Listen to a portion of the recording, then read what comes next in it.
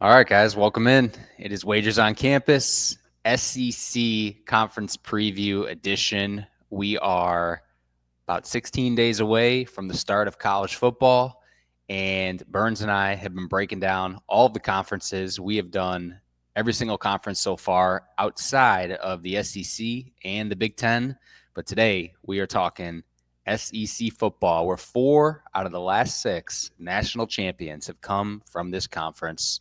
What's up, guys? I'm Mayor. I'm here with Burns. Xander, how you doing? Hello. Doing well. That was a weird introduction to the SEC, considering the last 2 have not been SEC. So it's a little bit of Interesting. number manipulation there, Alex. I don't like when you do that. Does Michigan's championship have an asterisk next to it? Yeah, 100%, but it's still not an SEC. I mean, the runner-up was Washington, so Touche. Look, I got the tidbit from ESPN, so blame the NFL. How you doing, man? We're talking SEC ball today. We're gonna get into probably the most popular conference in all of college football. It's a big show. yeah, I mean, I think we might be skewed because we live in the South for years now. I don't. Yeah, I think it's actually, if it's the most popular, it's also the most unpopular because fatigue factor. All our friends in the Midwest hate the SEC Mm-hmm. and other places around the country. Just tired of hearing about the SEC. And some people are saying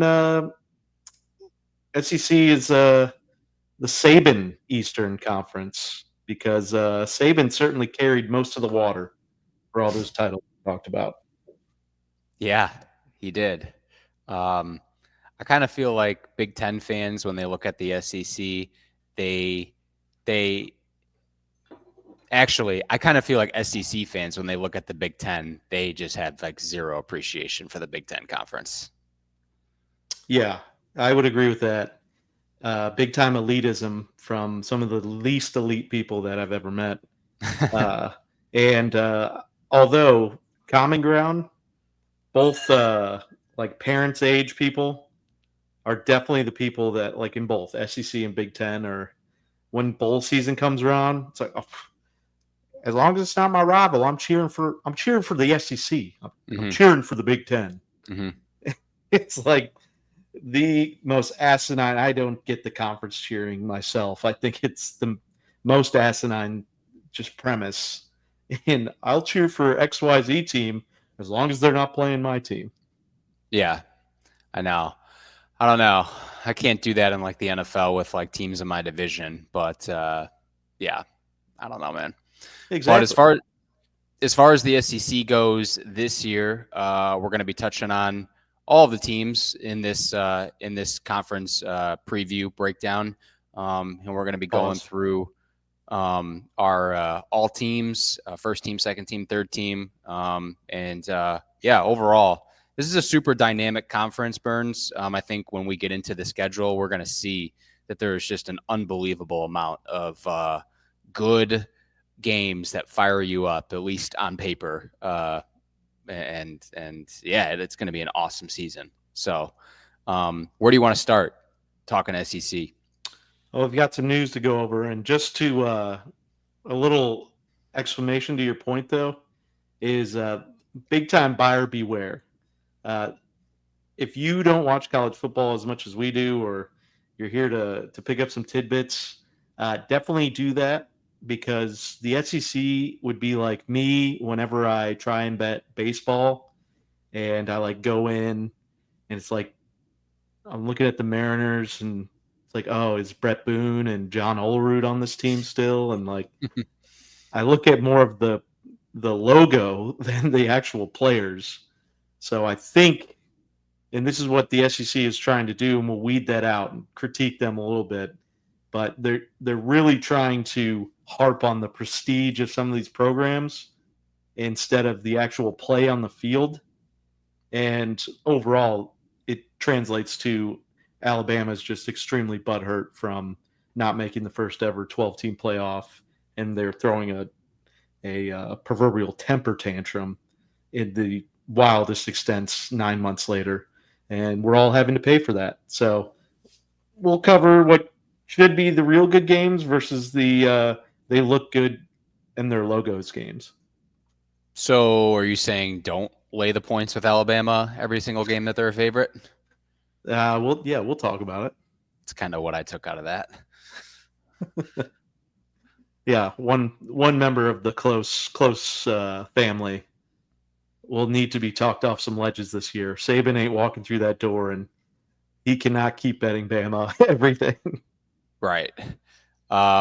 Okay. What else? You want to get into this SEC Netflix show that you've been watching? Yeah, I mean, extremely creative name for it. If you're not aware of this, please go watch it. It came out 2 days ago. Netflix has a show just like Drive to Survive, F1, and like I forget what the PGA one's called, but that one's great. And same with the NASCAR. But it's any given Saturday. Wow, really dug in their bag there. Yeah. Someone earned their paycheck with that one. Uh, because it's really not the case. There's so many overweighted like stats for wins in college football. Like it's not any given Saturday. Mm-hmm. Like Ohio State is beating North Texas 100 times out of 100, and Yep. the worst Browns team is going to beat the Chiefs like 7 times out of 100 in the best Chiefs team. That's any given Sunday. Anyway, I'm getting real tangenty today, aren't I? So far, and we're only 6 minutes in. All right. Anyway, it was a really good show. I think 35 minutes a pop, and not every team participated. I thought that was the first thing I took away. Georgia, Bama, Ole Miss, some of the teams that did not participate in this show, maybe they just didn't have enough runway. 16 teams. They basically split, covering like 2 teams each episode. So, and there was only 7 total episodes. Okay. But yeah, those 3 were notable misses. Obviously, some big boys. But a couple big takeaways. Believe it or not, Diego Pavia stole the show. Yeah. That doesn't shock me. He's quite the character. Oh, is he? Holy shit. He man, they covered Vanderbilt. I want to say they covered Vanderbilt the most. Out of any team. They covered Clark Lee, followed Clark Lee a lot too. I mean, he is his pregame pump up speech before the Alabama game. They showed it, and I was literally jumping up and down in my living room, like ready to run through a fucking wall. I had goosebumps. It was so sick. Like, please go watch that if not anything else. Okay. And he's just he's someone you'll immediately fall in love with. Clark Lee, a Nashville lifer and a Vanderbilt alum. He's just he's one of those dudes. He reminds me of Dan Campbell and like Mike Vrabel. Just a fucking passionate dude about what he does, and anyone that tells him otherwise is going to be passed by, and he's just going to try to get to his goals no matter what. There's no detractors in his mind. So the Vanderbilt ones were fucking great. Pavia, though, is the cockiest motherfucker on earth. And I got to be honest, watching Pavia reinvigorates my stance that we need to allow college eligibility for as long as you're enrolled in school. So if you want to get a doctorate, you can have like an 8-year player, because Pavia is not going to make it in the NFL, we don't think. But goddamn, he could be like a solid 8-year starter in college football and just be that rock for some team that really needs it, that can't recruit quarterbacks every single year. Yeah, no doubt. I know what you're saying. It would be nice to see him stick around, especially for guys who, doesn't look like the NFL is going to be a viable future. Big time. Brian Kelly, LSU, they opened up the series. They're in a couple episodes.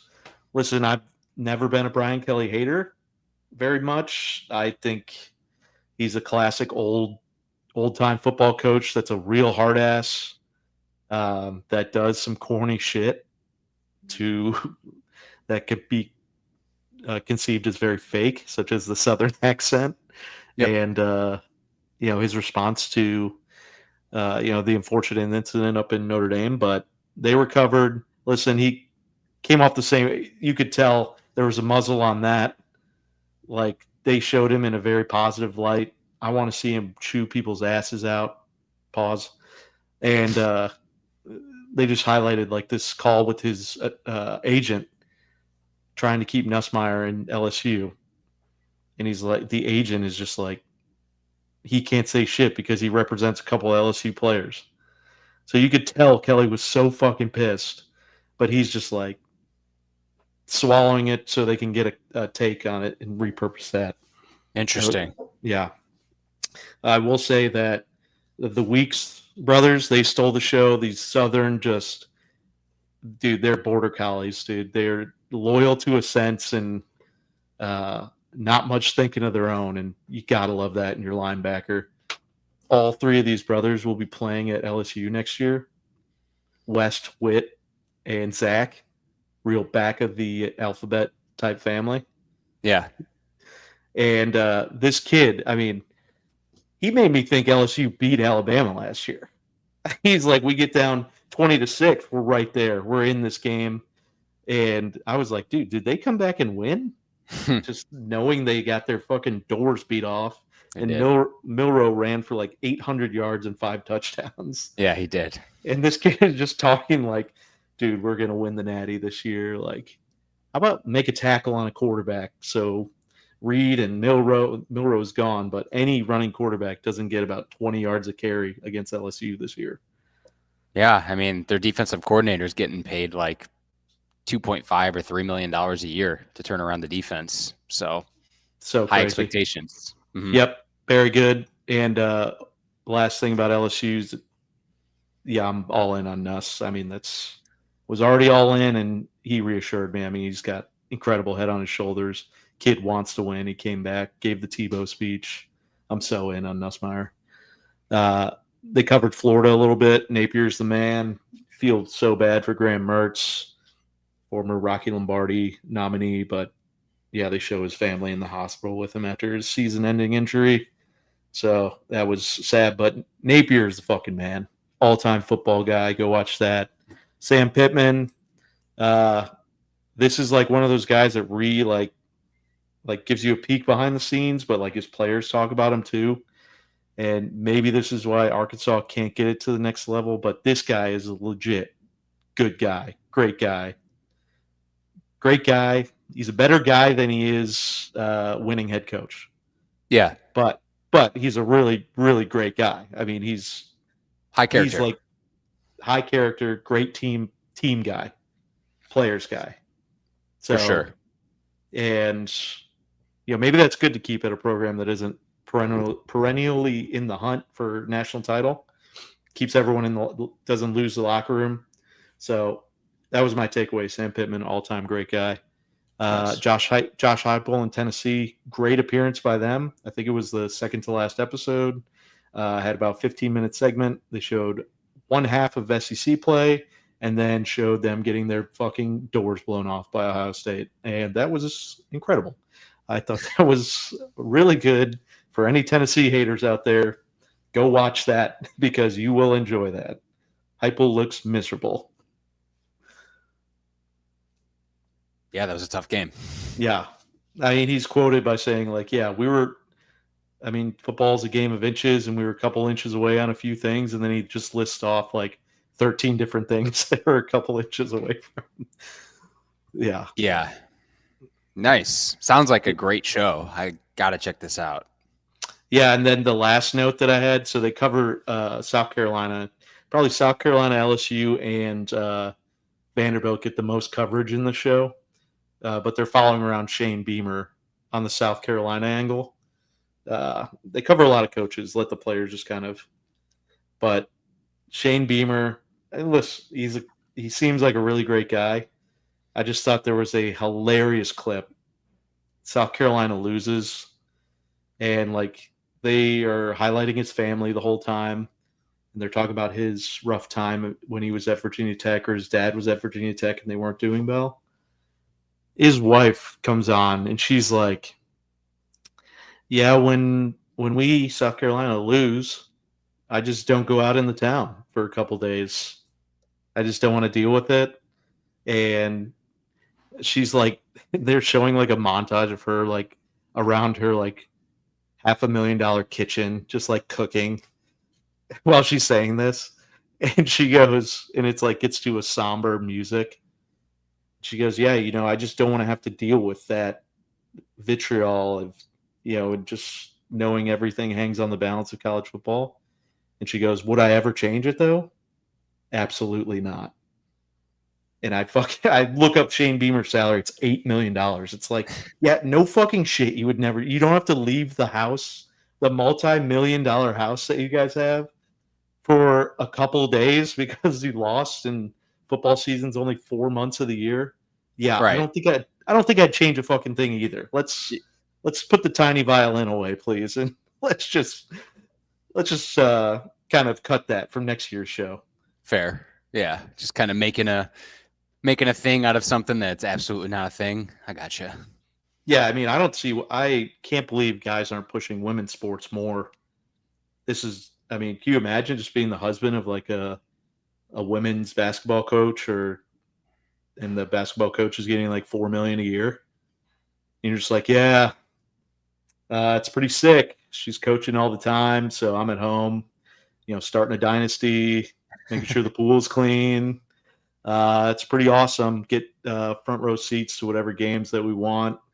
Yeah, she's just awesome at her job. It's pretty sick. Yeah. The difference in perspectives, I guess. Yeah, it's like, I just try not to make any noise. It's not about me. It's about the team. And I'll stay home and make sure everything's nice and proper. Sounds like a Shane Gillis skit on tires or something. Yeah, a stay-at-home college coach husband. That would be sick. Right. Yeah, you got to check it out.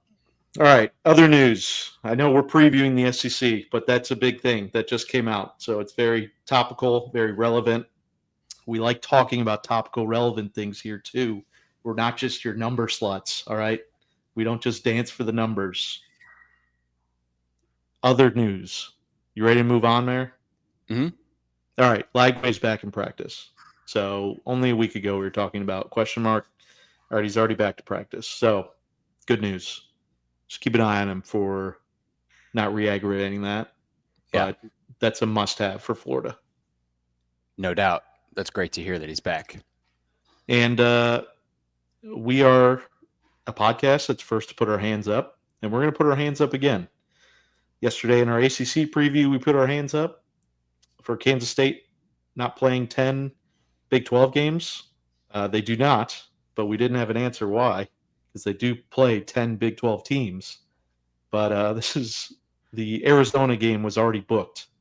So that Arizona game week 4 or week 3 it would be technically, since they play week 0. That is a non-conference game. So we're putting that to bed. Kansas State plays 9 conference games. Fact. Arizona on the schedule, non-conference game. Everyone got that clear?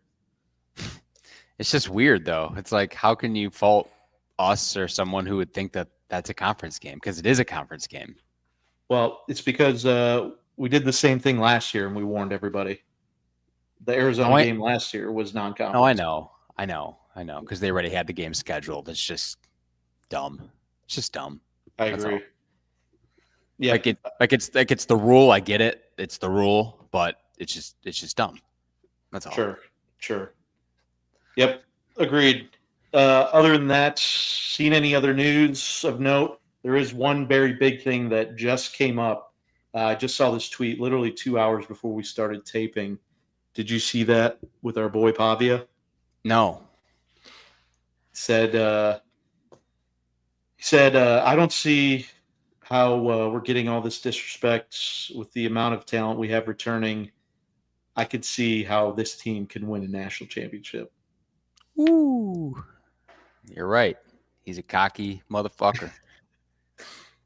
Yeah, he's good. It is funny, though, because if for those that don't know, the best, you'll see here Eli Stowers is our top tight end in our all-conference team. He also came from New Mexico State with Pavia. And their personalities are yin and yang. It's hilarious. And they're like very close, like best friends, and they live together. And Stowers is just like in the show, he's always checking his ass, like dude, you can't be cursing around the kids. Like, think about the image and like, you got to ring it in a little bit. And he's just, very lighthearted and jokingly. It's received very well, but it's just funny seeing that like immediate check I from your love inner that. circle. Yeah. That's great. Nice. I saw they have a wide receiver transfer from New Mexico as well this upcoming year, who's Yeah. supposed to be a pretty impact guy. Hmm. Yeah. All right. Anything else before we get into the conferences? Why we're all here? No, I think we're good. I mean, I'm thinking of any like news, but no, I think we're ready to go. Let's do it. So, as always, we start with our preseason SEC awards, or just preseason conference awards. And yeah, I mean, this is a stacked lineup. Obviously, there were a lot of contenders for offensive and defensive player of the year.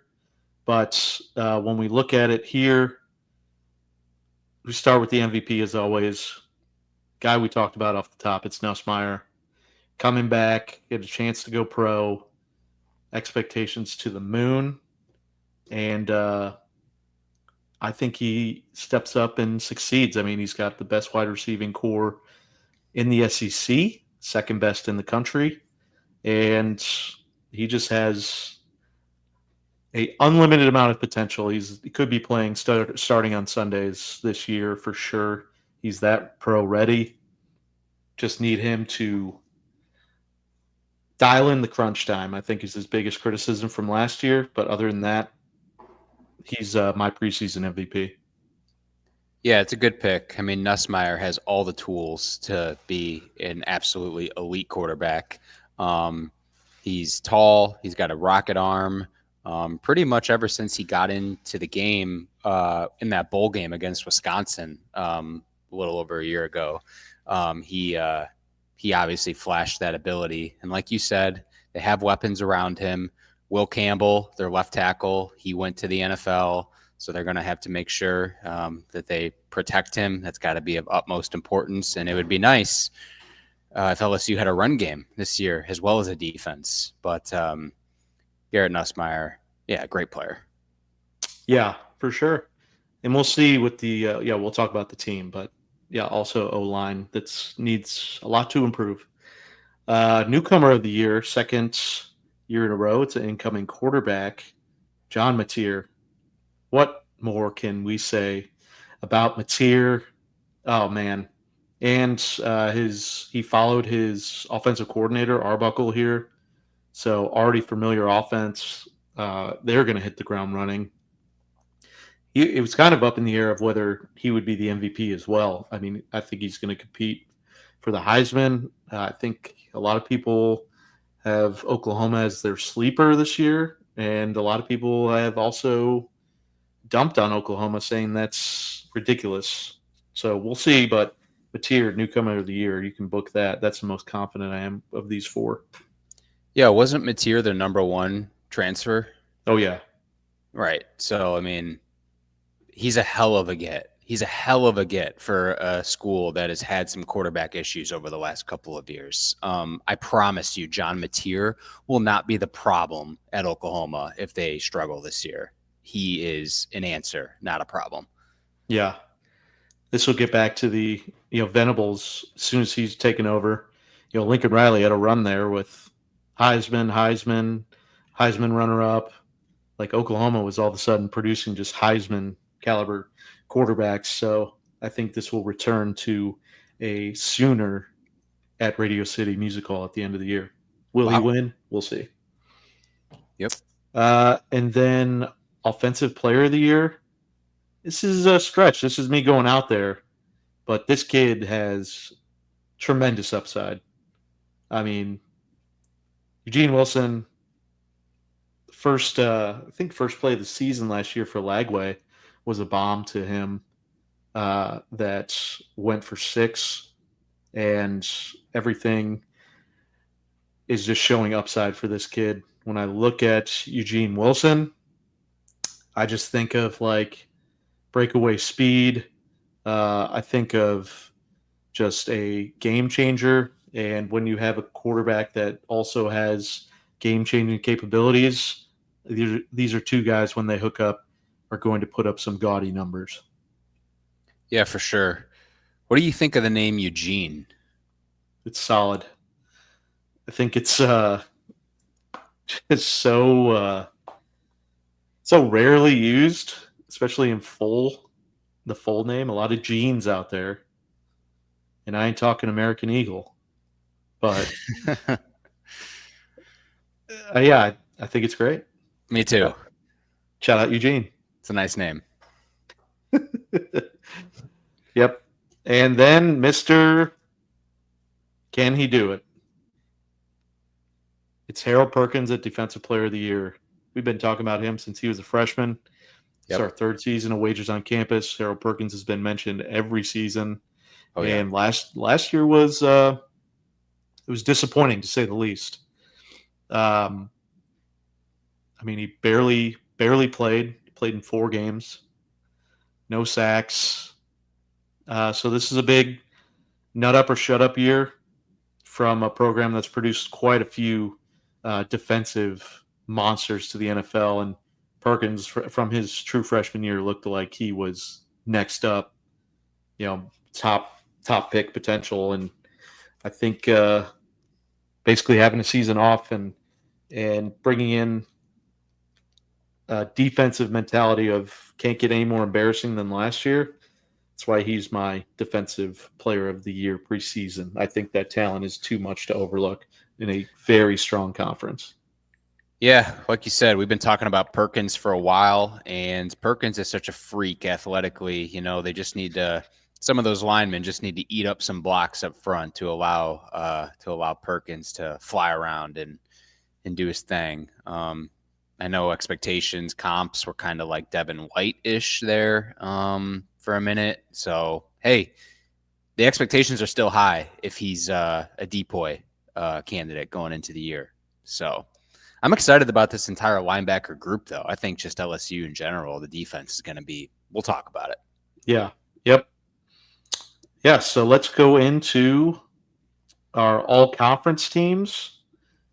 And with that, I've got a quarterback ranking for you to take a peek at. Mm-hmm.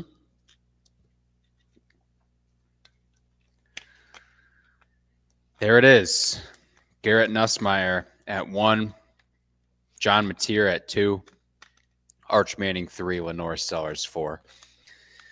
Yeah, man, it's tough to rank the QBs in this conference. Now, starting from the top, I have no problems with Garrett at 1.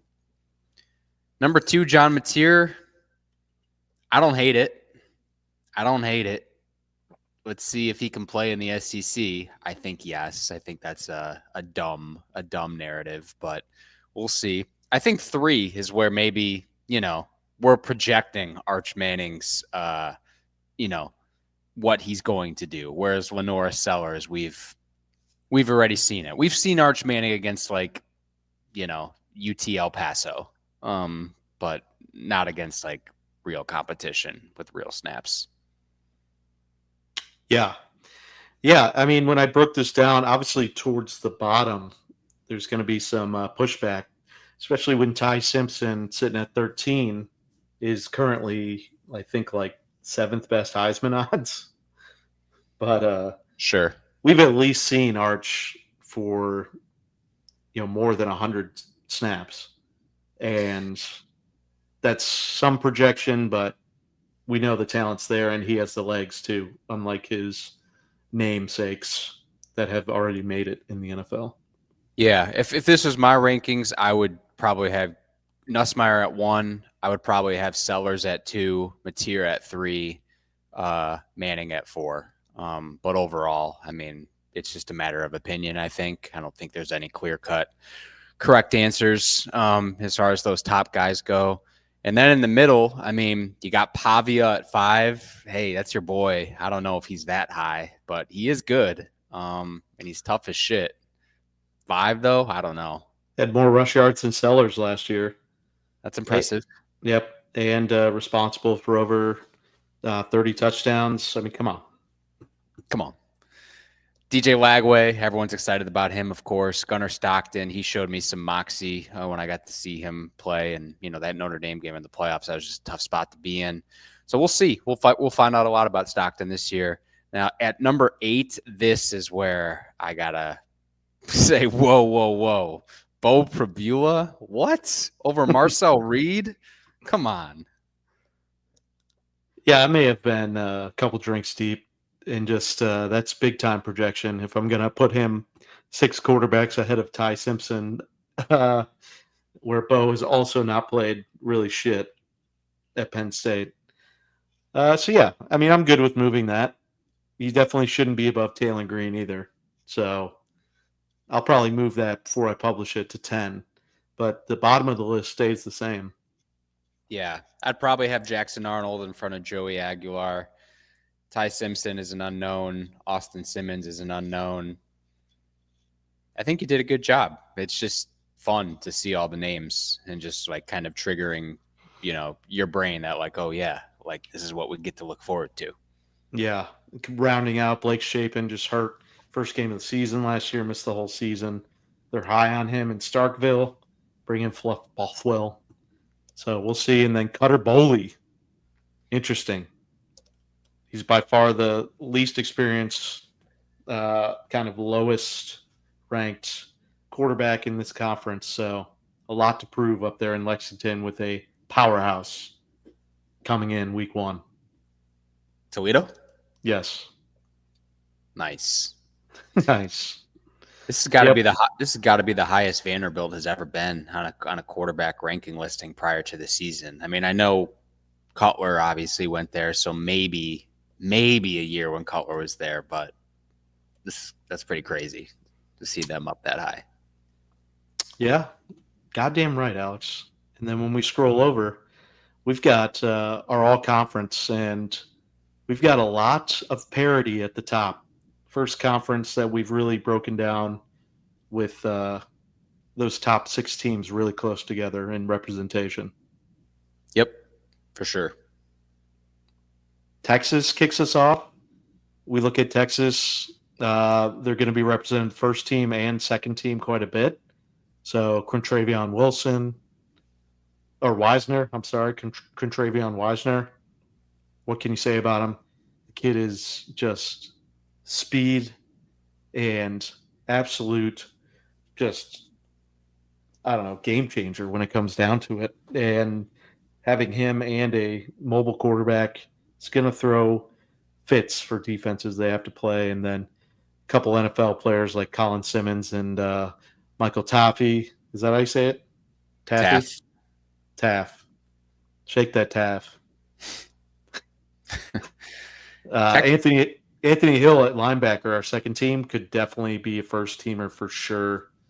I don't know what I was thinking there, but hey, as long as you're on the all conference team, this is just looking ahead. You got to play the games on the field, right? Yep. And then Jack Endry's transfer in from Cal. Cal loses 2 to the SEC. He's our second tight end. So, yeah, a lot of big names represented at Texas and LSU as well. You want to talk about LSU, and then we'll dive into the schedule? Sure. Yeah. Final note on Texas with the running backs. I mean, it seems like they're starting to really churn and burn some running backs when it comes to the NFL. They've gotten a decent amount of guys drafted at the running back spot here lately. But talking LSU, obviously Nussmeier, first team quarterback. We talked about Harold Perkins at linebacker. They also have Whit Weeks, also made the first team linebacker squad. LSU, man, they're going to have weapons this year. We're talking wide receiver Aaron Anderson. We're talking running back Caden Durham. LSU, honestly, we could get into the receivers. They have such a good, deep receiving group as they do seemingly many years. And then Braylon Moore, an offensive lineman, Patrick Payton, a defensive lineman, AJ Hulsey at safety. Yeah, man, LSU, they are trying to make some legit noise this year and get into the college football playoff. Yep. And but their biggest question mark, obviously, outside of just defensive performance, is going to be that offensive line.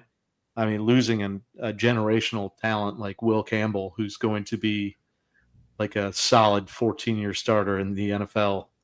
That's tough to replace, and so they're going to have to really make sure to get some things moving quick out the gate since they play Clemson right away, and I think they have the wide receiver core to get open.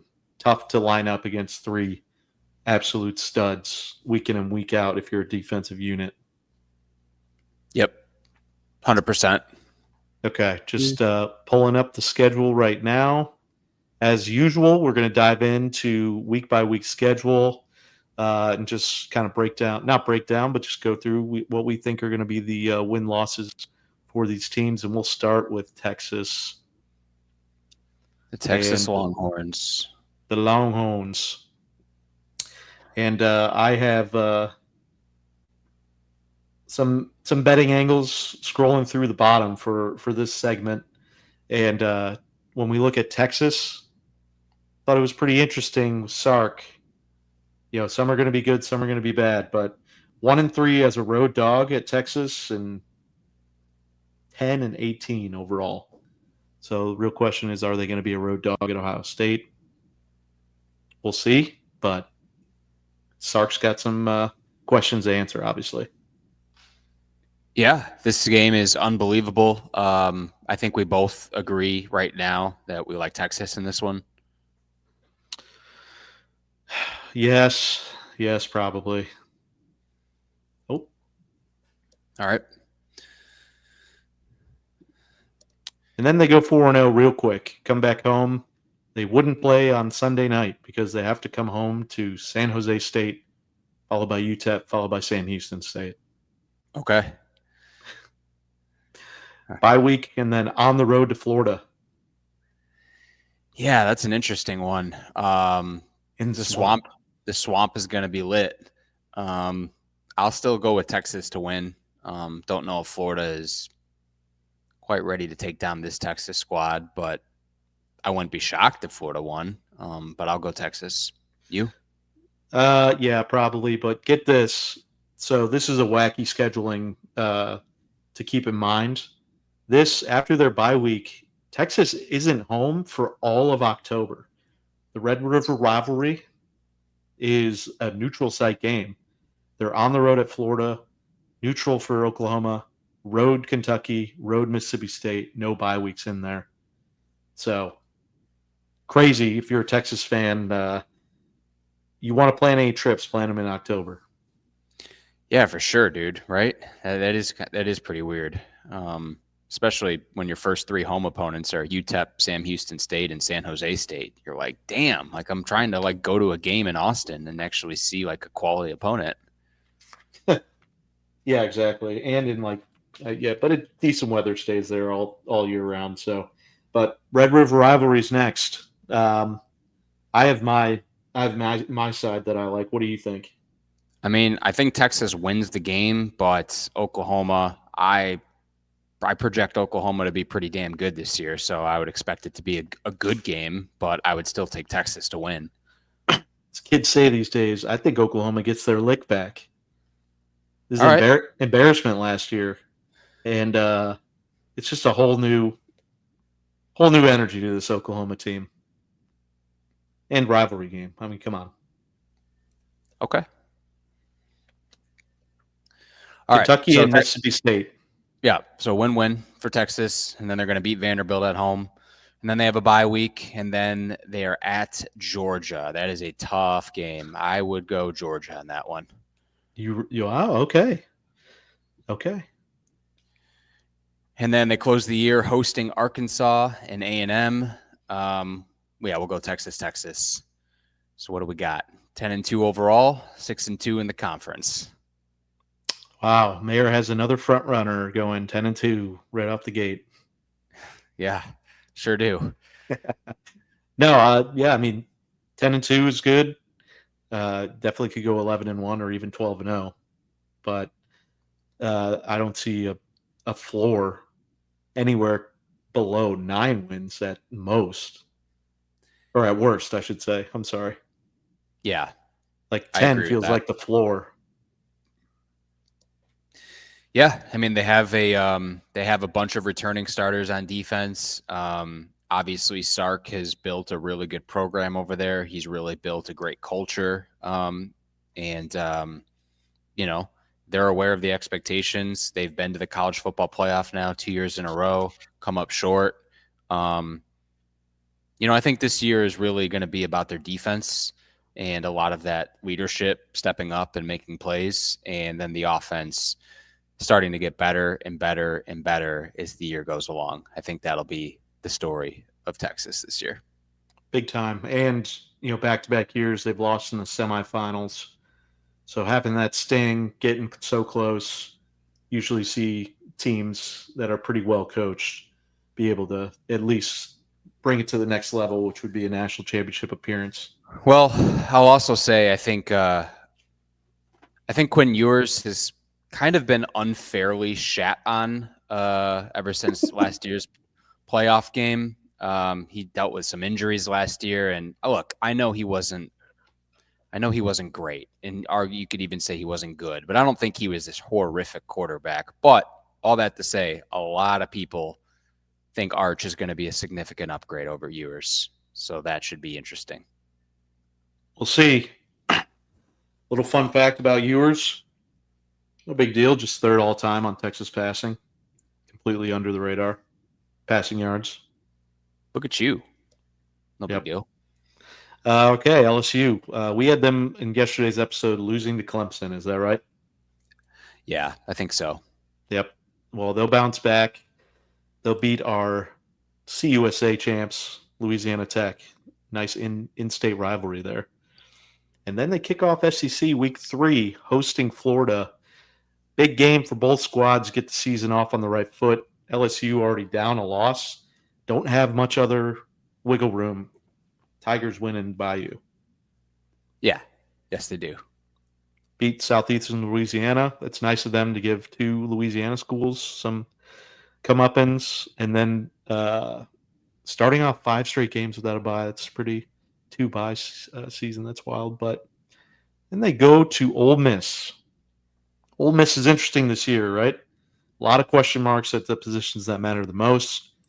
Kiffin has shown they can win, but not necessarily win the biggest games, right? I think it's also just kind of a, like you said, a lot of question marks. I don't want to say it's a reset year, but in a sense it might be. So I'll go LSU in this one. Yep, big one. And then definitely going to assume some revenge is on the mind of South Carolina after a bye week. As we can recall, last year, one of the crazier games of the entire season, I believe it was like week 4 or something early in the season, South Carolina LSU. Lenore Sellers is looking like he's about to have one of the biggest games like in the SEC for the entire season. Gets hurt second half, tries to come back, but LSU erases a 17-point deficit and they win at South Carolina. So South Carolina hosts, and now they want to play spoiler. Can they do it? They can. I don't think they will. I think South Carolina isn't going to be as good of a team this year as they were last year. They lost a lot. So let's go LSU.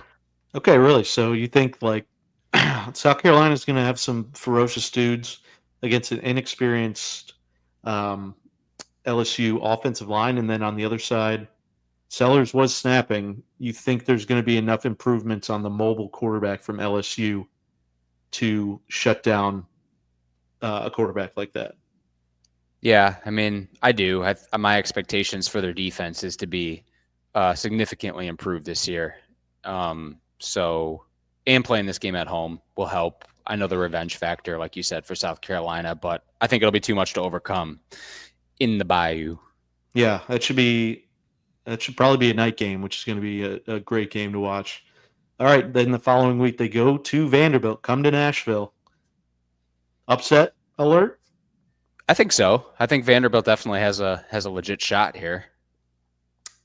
So are we going to call the upset, or are we going to give it to LSU? Let's give it to LSU. Close win. Yeah, I think so as well. We'll cover theirs when we get to it, but little foreshadowing here. Texas A&M there's no hiding it, stunk ass on the road. And they go into the Bayou for a hot LSU team has won 6 in a row now. Can Texas A&M pull the upset? Not in this one. I agree. And then a bye week before Bama. This game is huge every season, but a fun fact, it has not been huge if you're an LSU Tigers fan. Bama's 12-2 in the last 14 straight up. Wow. That's some dominance. That's got to piss LSU fans off to no other. Well, I'm fine going Bama in this game. How about you? We could talk about it now, or just I'm not a fan of Bama this year. I predicted in our first show of the season. I think Kalen DeBoer will be fired by the end of this year. I think this is another playoff missed team, and I think LSU wins this game. All right, plant your flag, King. Yeah. They should beat Arkansas and the classic Week 13 SEC playing nobodies. I mean, we have Western Kentucky in their conference final, so no disrespect to them, but just the all-time wackiest tradition in SEC. Yep. And then they close out the season at Oklahoma. Wow, what a huge game to close out the season, especially when some people are so high, like myself, on both of these teams to make a national championship push. Man, Oklahoma last year spoiled everything for Alabama. I think LSU can survive with 2 losses here. What do we think? I think we've given LSU a lot of wins, so I think we should give Oklahoma the dub here. Not going undefeated in SEC play. They would probably have already clinched an SEC title berth. It'll mean a little bit more to Oklahoma. So 10-2, 7-1 in the conference. Yeah, I mean, if that plays out the way that we have it projected, that's a really good season for LSU. But I know everyone's expectations is college football playoffs this year, so they got to find a way to make the playoff. 100%. Next up is the 2 big boys that we talk about a lot, Alabama and Georgia. Listen, you go ahead and take it because I'm a Alabama detractor, but they're always going to be shored up in the trenches. Yeah, for sure. I mean, 2 guys on our first team, all offense on the offensive line, and Caden Proctor and Fernando Carmona, Parker Brailsford. And then as far as the offensive line goes, they got those 2 guys. And I thought I had an honorable mention. Yeah, I do. Jaden Roberts on the O-line. So we have 3 mentions for Alabama offensive linemen. So I do expect those boys to be able to open up some holes in the run game for Jam Miller, their starting running back, who made our second team. And, of course, to pass pro for a new quarterback who's going to be throwing the ball to Ryan Williams, who everybody knows who Ryan Williams is. He's first team All SEC, arguably first team in the entire nation on the wide receiver side.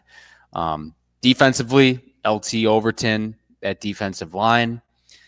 Tim Keenan, another defensive lineman. And safety Keon Sabb rounds out the group. But Bama, you're low on them. Do you want to get into that, sir, or would you rather just go through Georgia? Yeah, let's just go through Georgia. We'll talk about Bama and their scheduling.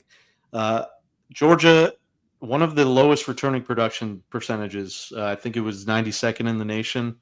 That's what I saw. So obviously they're going to be looking for new production in new faces, and this is the team that will do it. Kirby Smart, ever since getting that national championship monkey off his back, has proven now in the last 5 years that this program is just going to be in the spotlight for the foreseeable future. And they're going to be shored up. A couple players, with KJ Bolden and CJ Allen. A couple J's. A couple, what is that? Abbreviation J's. Classic. At linebacker and safety, respectively. And then wideout, Zachariah Branch. Talked about him in our transfer episode, coming over from USC. Just all-world talent. Christian Miller and Dalen Everett. On defense in our second team, so that's 4 if you're counting at home on our defensive side of the ball. And then for our final player, Monroe Feeling, great name. That's our offensive line. So they're always, just like Bama, going to be shored up at those big hog molly physical positions. And I think that's where you stay competitive if you don't have the experience at the skill positions. Yeah. They also have Nate Frazier as a running back on our third team. Yeah. And tight end Oscar Delp was an honorable mention. So Georgia definitely looking, I think, to get some of those skill position players back up to speed after last year. Seemingly, it was a little down relative to some other years. It kind of felt, but you're right. I mean, in the SEC, you need the big boys up front, offense and defense, to really dominate the game. And Kirby Smart always has them boys ready. So, yeah, big time. Yep. So, I mean, looking at Alabama's schedule, they don't shy away from the big names, and I appreciate that about them. But when it comes down to it, they are the biggest question marks they have are on offense. I mean, Ryan Williams plays wide receiver. You have to get him the ball. He is not guaranteed touches on that ball. They will be in just about all of their games because of their defense. That defense is one of the best in the country. That's for sure. But I don't necessarily believe in DeBoer's Pac-12 mentality. I mean, listen, they're opening up. I think, and how does this work? If I was reading correctly here, I pulled this. They have co offensive coordinators this year. Ryan Grubb and Nick Sheridan.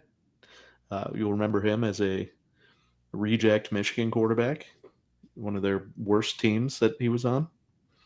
But co-offensive coordinators, how does that work? Explain that to me, Alex. someone does the day-to-day and someone does the big picture, just like Jim and Michael in The Office. Okay. That's an incredible analogy, and I appreciate that. So week 1, Florida State. We already gave Bama the win. Yeah. Tight. Yeah, they're going to beat UL Monroe. And then they get that rematch of the really non-competitive game up in Camp Randall last year. They play host to Wisconsin week 3. It should beat Wisconsin. They really should. And then that big game. Everyone remembers last year. Wow, what a game. From a blowout to a highlight reel moment for SEC history. And Ryan Williams, pirouette down the sideline. But yeah, Bama and Georgia. Georgia gets their lick back. Big time. Yep. I don't think they fall behind like that in really any games this year. So Vanderbilt at Bama. Bama owes Vanderbilt a lick, but I'll let you pick because I would pick Vanderbilt. Alabama. Vanderbilt goes to Missouri. Missouri, for the first time in their program's history, gets 8 games at Memorial Field. Wow. That's a fun fact. Let's go Alabama. Really? Okay. Plays host to Tennessee. They will win that game, and then they go on the road to South Carolina. And I'm not taking a no for an answer. We're going South Carolina. I like Bama. Okay. Oh, man. You got these. Okay, that's fair. They have them losing to LSU. Then they get Oklahoma. Bama at home. Oh my God. Alex. Come on. This is Bama. This isn't Vanderbilt. Okay. And Iron Bowl, after they beat Eastern Illinois, they have the Iron Bowl on the road. Auburn, a lot of question marks, but should be an improved team. Alabama's kind of controlled the Iron Bowl the last few years outside of the they still won, but the Jalen Milroe miracle play from 2 years ago. Sure. What do we got? Upset? I think Alabama wins the game. Good game. Iron Bowl usually is. Okay. Well, Bama 9-3, 5-3 in the conference. That would be with losses to Georgia, South Carolina, and LSU. They're really going to be harping on that strength of record for sure. Yeah. But this should be another playoff miss, in my opinion. I think they lose 4 games. I think they drop to Oklahoma as well, and What potentially about 5. Vanderbilt? Potentially 5. This could be a 7-5 team, in my opinion. And DeBoer is out, and Saban comes back. You heard it here first. Hollywood scripted. Big time. All right. Anything else? Georgia. No. Let's get into it. Wow. Everyone else is playing tough teams week 1, and Georgia brings in a absolutely decimated Marshall team. We Followed by are. Austin P. Shout out the Governors. Then they go on the road to Tennessee. I like Georgia. I think they're the better team. I agree. Tennessee's in for a hurting this year, folks. Then they beat Bama after their bye week, and then they host Kentucky. That's a dub. After shaky last year, but that was on the road. So Auburn. This one will be dicey, and I'll let you pick because I don't hate an upset here, but I agree. Auburn, and then come back home to take it out on Ole Miss before a bye and going to the Swamp. no, Jacksonville. Oh, Neutral that's site. right. Yep, that's right. Thank you. What is this? Give me- The world's largest cocktail party? Yeah.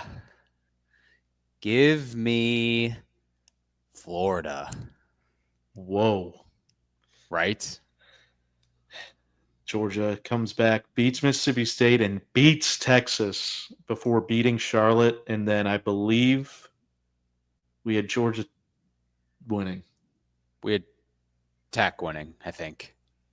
So 3 losses for Georgia as well. Or did we have Georgia winning? Shoot, I don't remember. We had Georgia winning because Georgia Tech had no conference losses and they had 1 conference loss. Okay. And they had 2 overall losses. Okay.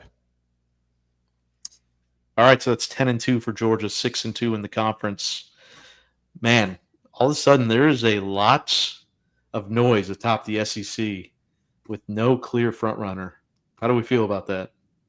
Guess they're just going to have to put in 8 teams in the college football playoff. Oh, fuck. That's Why even have a college football playoff? Let's just make the playoffs the SEC schedule this year. Yeah, no shit. So next up, why don't we dive into Missouri, Oklahoma, Texas A&M, and Florida?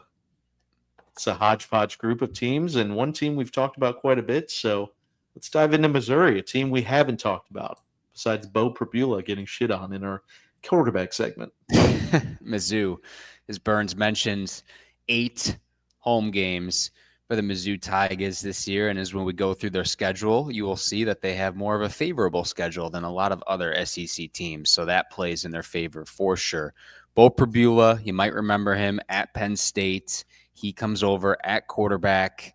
We didn't see much of him. We know he's got some wheels. He will get the chance to be the guy this season. And as far as the all-conference teams go, Missouri's second-team running back, Ahmad Hardy, offensive lineman, Caden Green, defensive lineman, Chris McClellan, linebacker, Josiah Trotter, safety, Jalen Catalone, and on our third squad, wide receiver, Kevin Coleman. So Mizzou with 6 representatives on our SEC all-team, and hey, we got some friends who are some pretty big Mizzou fans, so expectations shall be high. Fans, alumni, yeah, this is we thought the expectations were high last year with Cook, and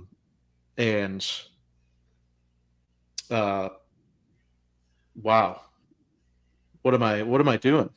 Why can I not think of Burden, Luther Burden? Thank you, got there, old brain. Oh, But yeah, Ahmad Hardy is the real deal. A lot of publications have him first team all conference preseason, so we'll see. And then Oklahoma isn't just John Mateer. I mean, we've talked about him in previous episodes, but Jaden Ott, a very disappointing season last year, but really, really shored up by an injury week 1, ankle injury. It just shows to this guy's character. Played through it sparingly throughout the year, only at 116 carries, but was only able to amass 380 yards. So that's just over 3 yards a clip. He's a much better back than that, fully healthy. So do not let that fool you, especially on a Cal team that was not in a position to establish the run. So that's going to be really hot off the gates. I would see that connection, and then we look at the linebackers here. Kip Lewis is on our second team, and then our Mason Thomas, first team candidate, but he's on our third team on the defensive line, along with Eli Bowen on D-back. So they've got a lot of good players, not to mention some good wide receiver talent that didn't quite make our list. For sure. I'm excited about Oklahoma. I'm excited about their defense. I think their defense is going to be very, very good this season. And when you have John Mateer and Jaden Ott as your top two offensive weapons, you're putting yourself in a really good spot to be successful. So I'm excited about Oklahoma. We'll turn our attention to Texas A&M. We talked a little bit about Marcel Reed, quarterback, dynamic playmaker. He's coming back for another year under Mike Elko as the head man in charge. A&M running back Le'Veon Moss somehow didn't make any of our all teams, but this dude is an absolute stud. Texas A&M, another offensive lineman, honorable mention, Armaj Reed Adams. And then actually talking about the teams themselves, at corner, Will Lee. No, that's not Willie. That's not Willie Mays. That's Will Lee. That's Bill Lee. Yeah. Short. He is our first team corner. Wide receiver, Casey Concepcion. You might recognize that name. Former NC State wide receiver, transfers to Texas A&M. Him and Elko have that connection of coming from the ACC, so he will be at A&M this season. Trezon at offensive line, and Taron York at linebacker for the Aggies. Yeah, he was one of the players they highlighted in that Any Given Saturday show too. Really great kid, incredibly hardworking, and just really wants to win. So he's got me hyped up for him this season at the linebacker position. And finally, we'll dive into Florida just a little bit. This is a team just right around 500 last year. Obviously, Graham Mertz was running the show, but they have DJ Lagway, something that the fans have been clamoring for, is the next coming of Tebow, the next coming of just which quarterback is going to carry us back to our national championship prowess. Would you guys just chill out? I mean, you just won a fucking basketball national championship. Save some natties for the rest of us, all right? But they are going to be well represented. Caleb Banks in contention for Defensive Player of the Year. Same with Tyreek Sapp, first and third team respectively. And then our Offensive Player of the Year, Eugene Wilson, is on our first team. And then same with the O-lineman, Jake Slaughter, one of the best in the entire conference. He's on our second team. So Florida has dudes, obviously. So they're going to be competing right there with all these other schools. And let's see how it plays out for them, because these are the teams that we feel like are right in that range of jump up and steal the conference or have a very underwhelming season. Would you agree? Yep, 100%. Yeah, I mean, the SEC is so hard. So, yeah, not everyone can be good. Starting with Mizzou, they're going to open up the season with a win against Central Arkansas, and then they host Kansas. Do we like Mizzou there, Burns? I think so. Okay, and then they're going to beat Louisiana to start the season 3-0, and then they're going to be hosting South Carolina in week 4. Who do you got? Going with the Gamecocks. And then Missouri's going to beat UMass. We got a bye, and then we got Bama beating Mizzou, and then Missouri at Auburn. What do you think? I think Missouri gets off the mat on the road. I think they're able to beat Auburn. Okay, big win. And then they travel to Nashville, and you like Vanderbilt. Only right for Phil to finally have his team visit Nashville and Rip his heart out. That's the only reason I like Vanderbilt. Yeah, 100%. Then we have a bye week. Missouri comes home to host Texas A&M. We'll give Mizzou a dub there. Missouri at home beat Mississippi State. They'll lose to Oklahoma, and then they finish the year in their big rivalry game against Arkansas. We're going to say Arkansas gets the dub this year. Whoa, and isn't that Golden Boot game? Not sure what the name of it is. I think that's right.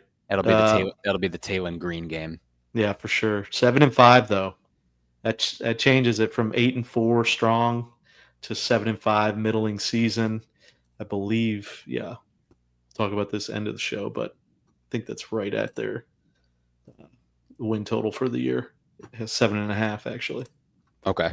Interesting. Okay. All right. Next up is. And as you see in the schedule, Mizzou avoids LSU, Georgia, Texas, etc. Still 7-5. Mm-hmm. Interesting. Oklahoma up next. All right, so Oklahoma, they beat Illinois State to start the year, and then they host Michigan. Who do you like? Come on. He says, come on. So many question marks for Michigan. Obviously, we could say the same for Oklahoma, but here is no question mark to me. Yep.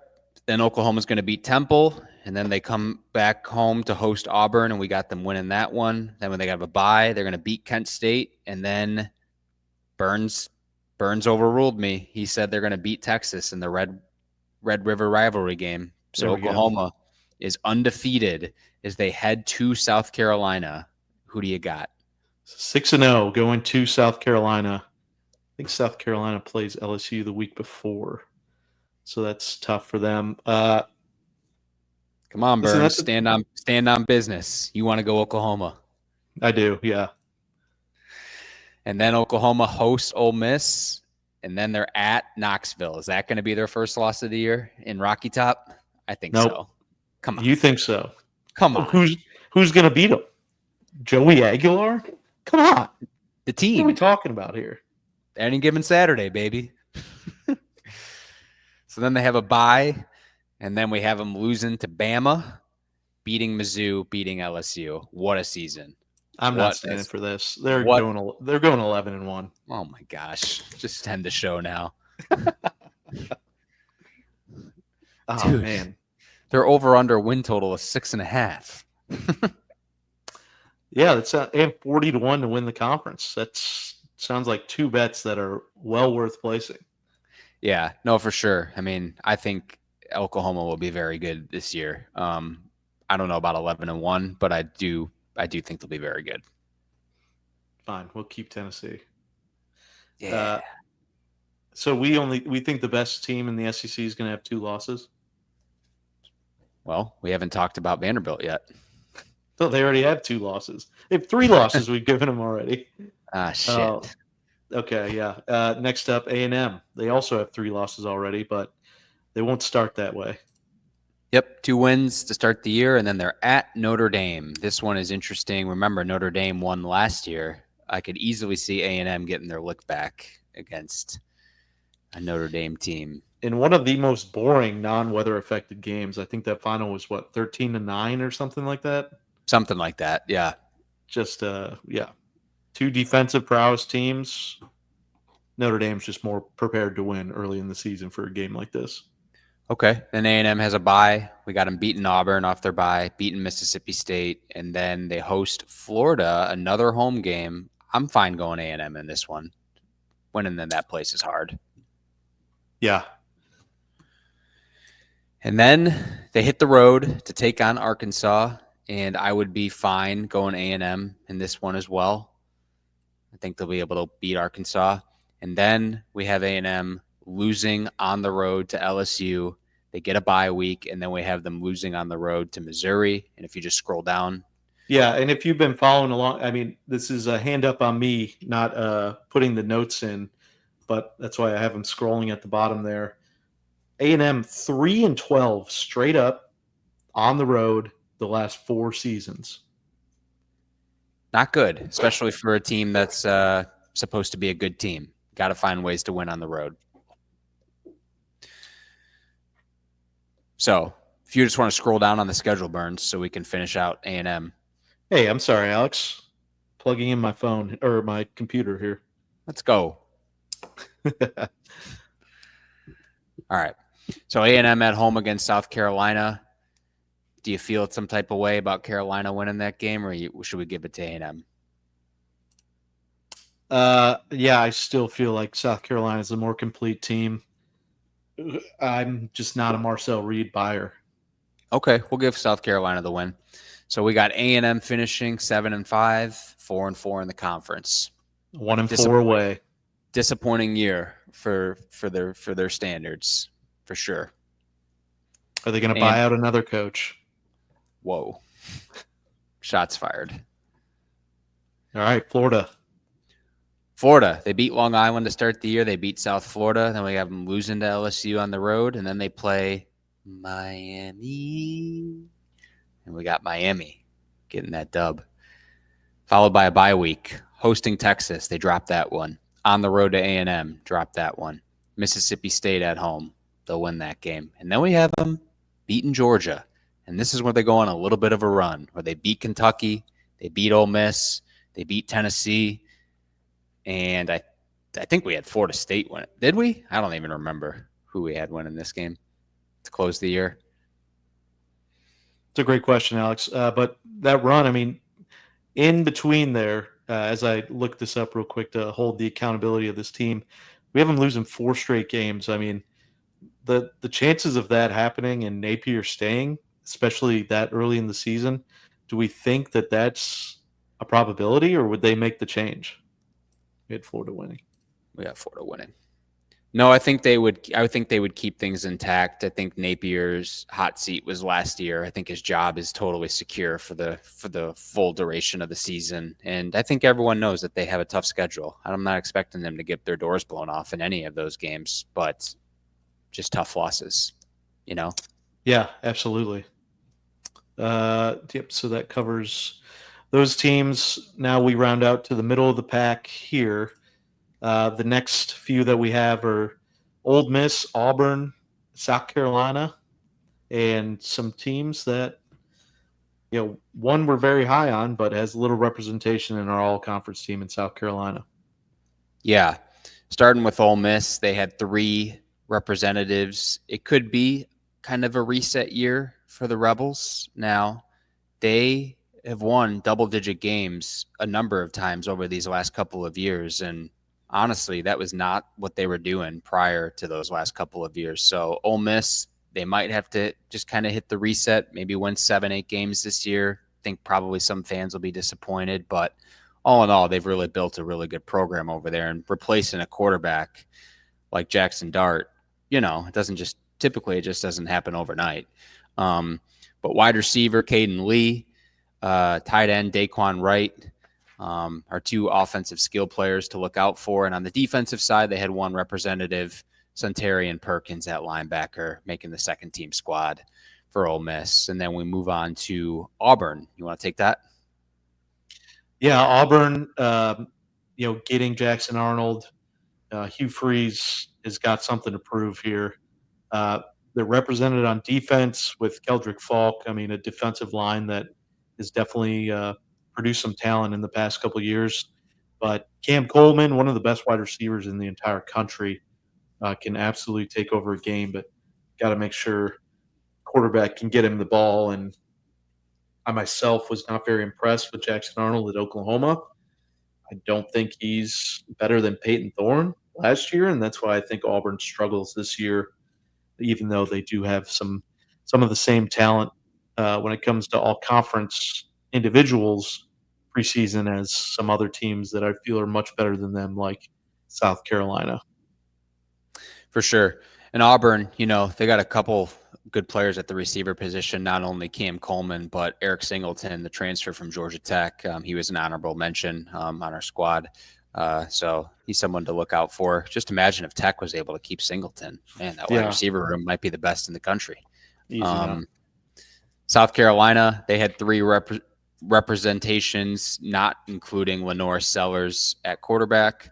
South Carolina, man, They had some nasty defensive players last season, and that is highlighted by two guys on our first team defense, and Dylan Stewart, just an absolute freak of a player on the defensive line, and Jalen Kilgore, a corner, making our first team defense for South Carolina.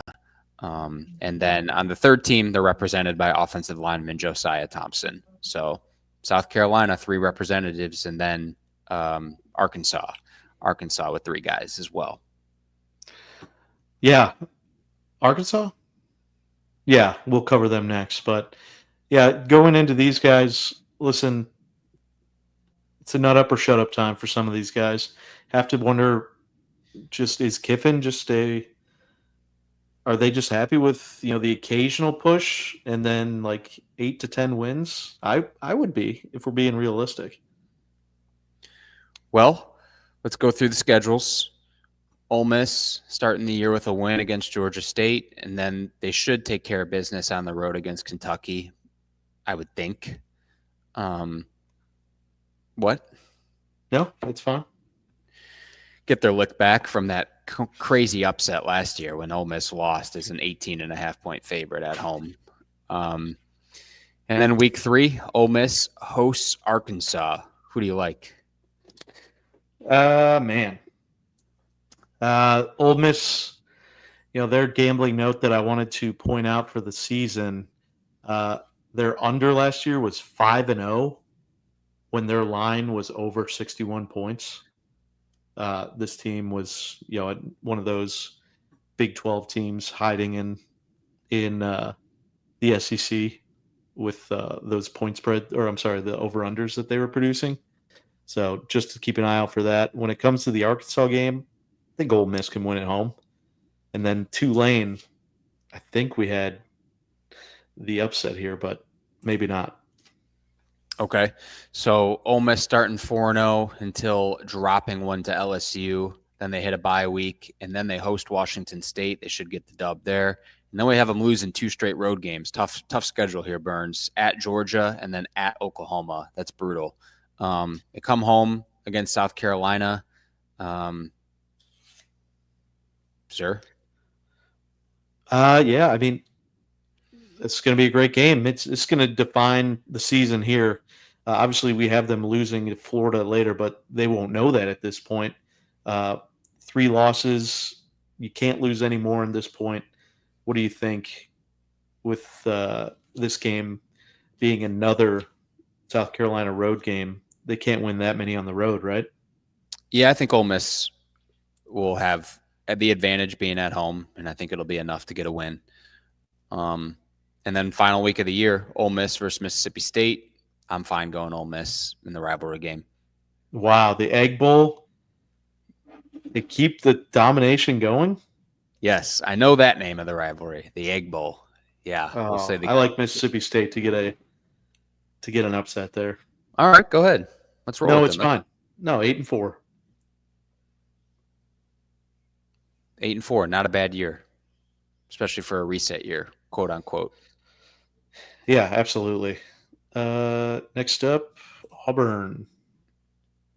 The Auburn Tigers. This game is very interesting, Burns, to start the year. Auburn Baylor on a Friday night simultaneously with Georgia Tech versus Colorado. Hope you all have 2 TVs ready to go for that one.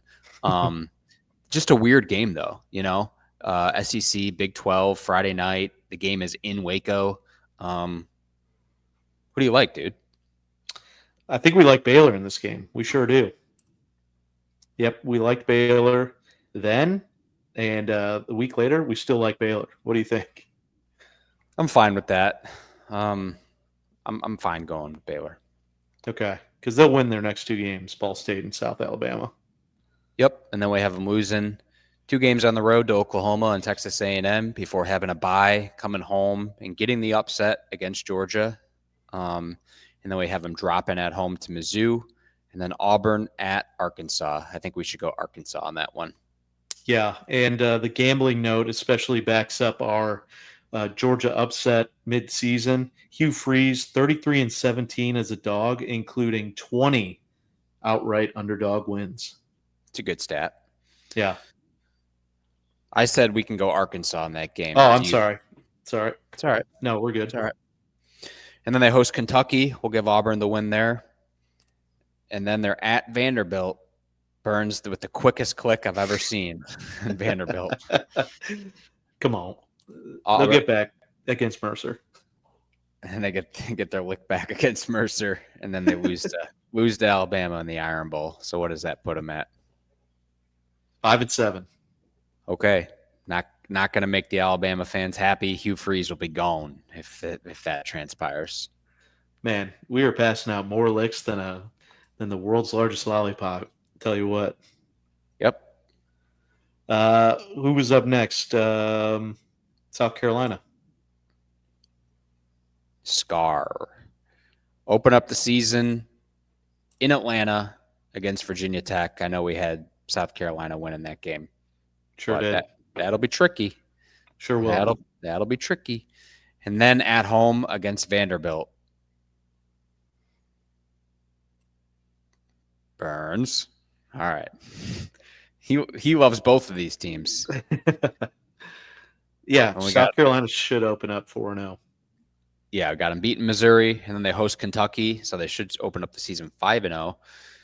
Hit the bye week, lose on the road against LSU. We have them losing at home against Oklahoma, beating Alabama at home, losing to Ole Miss on the road, bye week, beating A&M on the road, beating Coastal Carolina, and then we have Clemson getting the win. So South Carolina. Yeah, and the one thing that I pointed out on my gambling note that you've been seeing scroll through the bottom is their domination over Vanderbilt, and of course, before Clark Lee, who hasn't dominated Vanderbilt, but specifically when it comes to betting, they are. This is South Carolina. They've won 16 straight up, and they're 9-1 against the spread in their last 10 versus Vanderbilt specifically. All right. So that puts an 8-4 South Carolina team. Looks like probably one game short again this year of the college football playoff. Yeah, the fans will be disappointed, but that's actually a pretty good season if they're able to get that done. I think so as well. So let's close out with the bottom representatives of the SEC. Did we go through Arkansas' schedule, or we haven't talked about them? Nope, just haven't talked about their guys yet. And then Kentucky, Vanderbilt, Tennessee, and Mississippi State round out our all-conference teams. Gotcha. All right. So Vanderbilt, first team, 2 representatives, Eli Stowers at tight end and linebacker Brian Longwell. No relation to Ryan Longwell, former Packers kicker. Or maybe that's his son. I really don't know. Vanderbilt also has an offense. What? I was just going to say it's a great segue to Suns because Vanderbilt's running back, Cedric Alexander, you might know from Madden 05, and former NFL League MVP Sean Alexander's son. Oh, really? Yeah. That's cool. Yeah. Wow. Sean was an absolute stud. He scored like 35 touchdowns that one year. Yeah. Jordan White, offensive lineman for the third team for Vanderbilt. Obviously, we've already talked a lot about the Commodores, but I'll kick it to you, and you can take whatever team you want next. Yeah, I mean, just wrapping up. I mean, just covering a few of these guys that represent the first team. Kentucky and Arkansas each have one, and they're both on the offensive line. Fernando Carmona from Arkansas, who's a factory of offensive linemen. Pretty high-ranked prospect in the NFL. And then Joshua Braun from Kentucky, probably one of the better linemen in the entire conference. And then when we look at some other players, Alex Walschenlager. Sorry about that. That's no way that's correct. He's an offensive lineman representing Kentucky. And then Alex Afari in the linebacker position, where Arkansas, honorable mention, Taylon Green at quarterback, just needs to not turn the ball over. But this guy's a true dual threat in all the facets of the game. Stay healthy, don't turn it over, and Arkansas is going to upset a few of these teams. Yep, for sure. Tennessee, only two guys made our all conference teams. Both guys on defense, both guys on our second team. Bryson Easton on the defensive line, Jeremy McCoy at corner. Of course, they lose James Pierce to the NFL in the first round. Edge rusher, of course, they lose Nico to UCLA in the offseason. Basically, they just did a quarterback swap at Tennessee. And, similar to Quinn Ewers, I think Nico was kind of unfairly shat on by many throughout the course of the year, especially for a guy who wasn't he just a freshman last year? Is that correct? First year player. I believe he was First, a redshirt freshman. gotcha. Yeah, I think it's going to end up being a downgrade at quarterback, and I think Tennessee might be wishing they still had him. Yeah, it's 100% going to be a downgrade at quarterback, and I really like what they're going to do, but I'm a little concerned. We'll talk about the Big Ten with his status at UCLA. I mean, his biggest issues last year and why Tennessee lost a couple games were his inability to get rid of the ball and hang on to it a little too long. Aguilar, kind of the same prototype quarterback, is a play extender, and losing a guy like Squirrel White, who was Mr. Reliable at Tennessee, and a bunch of other players that you mentioned. I think it's definitely going to be a reset season, just like Ole Miss in Knoxville. Yeah. All right, Burns. I might have to bounce. Do you want to finish these schedules? Yeah, I can definitely do that. All right, brother. Sorry, I got to run. Oh, wow. A first ever early departure. I know. Yep. Okay. Well, I'll take care of this for us, and everyone gets the privilege of rocking it home with me. Appreciate you guys checking us out. See you, dude. All right. Yeah. So Tennessee is going to go through, should open up 2-0. Should be able to beat a down Syracuse team in East Tennessee. UAB, they'll lose to Georgia, and then they have to go to UAB. They'll beat the Blazers, the Fighting Dilfers, and then on the road at Mississippi State. We can't just assume Mississippi State is going to be this a lesser team than they were last year with only 2 wins. Mississippi State wins at home, beats Tennessee. Tennessee, my stat for after going on a bye week, Arkansas has won 4 straight games against Tennessee straight up, and they are 10-2 against the spread in the series since 1997. Just a team that has their number. I think Arkansas gets them again. Tennessee then loses to Bama before going to Kentucky. Kind of a rivalry that is one-sided. One side doesn't believe it's a rivalry. Fortunately, Tennessee still gets it done there for upsetting Oklahoma, thanks to our buddy Alex, who believes that will actually happen. Getting out of bye week, beating New Mexico State pretty handily, and before going on the road to the Swamp, where they will lose to Florida, and then Vanderbilt will finally get theirs in this non-existent in-state rivalry, and Pavia upsets Tennessee, finishes off what they should have last year after that hot start to the game. So we got Tennessee as a 6-6 team sneaking into a bowl. Interesting to say the least, but there's a lot of teams they do avoid. Biggest names, Bama and Georgia. I believe Oklahoma's up there as well, but obviously avoid LSU, and then avoiding Texas as well. So we'll see.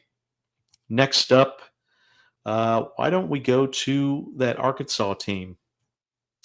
Already decided 7 of their games, but they're going to beat Alabama A&M. First time in, I think, 90 years they're playing Arkansas State.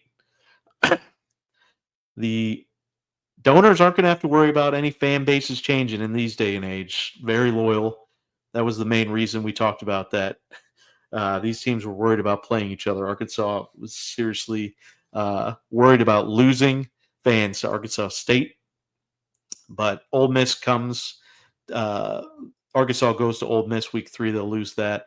And then a weird game at Memphis, just right across the border there. Memphis team will be better, but Arkansas gets that win before losing to Notre Dame the following week. That's a weird game on Notre Dame's schedule, having to go down to Fayetteville.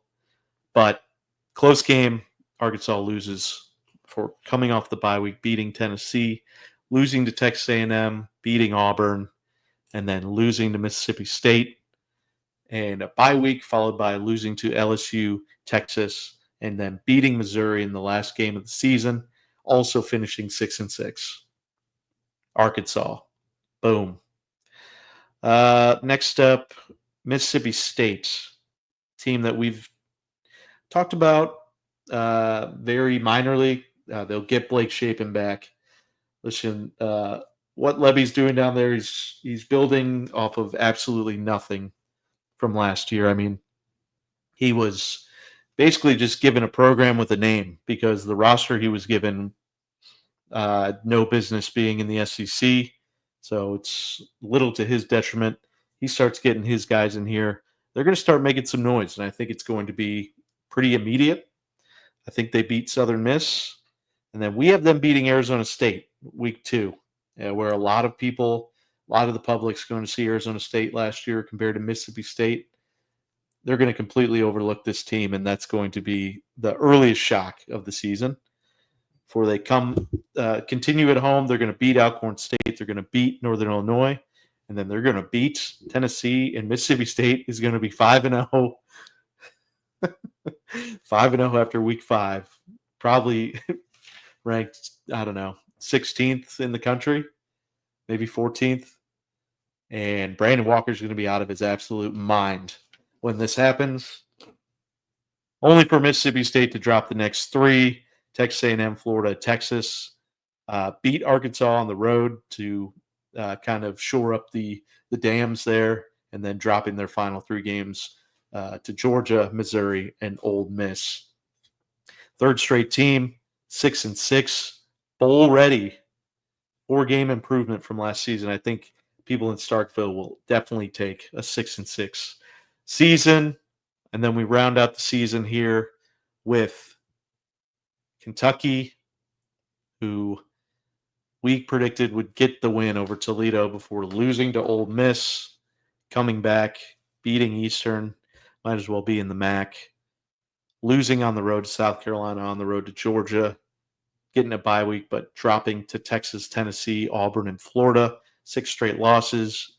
For coming home, beating Tennessee Tech, losing to Vanderbilt, losing to Louisville. Dark days for Mark Stoops and the Wildcats. 3-9 performance, 0-8 in the conference. Definitely going to need to figure out what the best plan is to move forward in Lexington. Potentially have the quarterback of the future, but that is future, not the present. This team is going to struggle this year. So when we look at our overall, we just need to talk about Vanderbilt last, who will open up the season home to Charleston Southern and then on the road to Virginia Tech.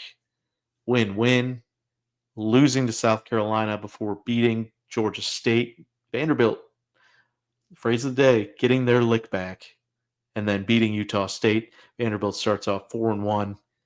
I think they'll beat Bama. Alex does not.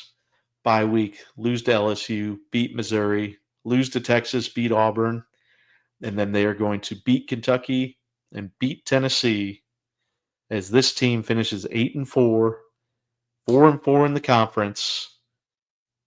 Man, if they can just win a Bama or South Carolina, 9-3 might be good enough this year to get one of those last spots, because there's going to be a lot of parity, a lot of consuming your own, just killing each other off, because for our final tally, LSU will play Oklahoma in the SEC championship.